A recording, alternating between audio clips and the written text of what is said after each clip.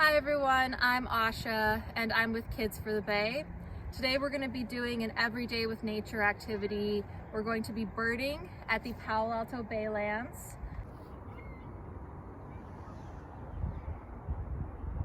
For this activity, you want to bring your lesson plan and a notebook and a pen or pencil if you want to draw or write about the birds that you see. The first thing we're going to do is we're going to observe our environment just to see which birds are around us.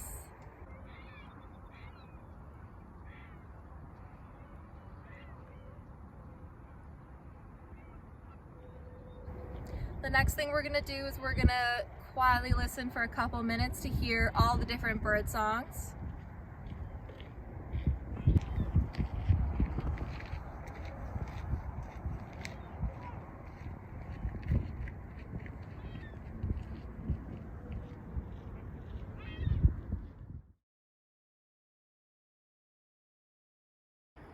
Hi, I'm Kelly, and I'm going to be telling you about ducks today.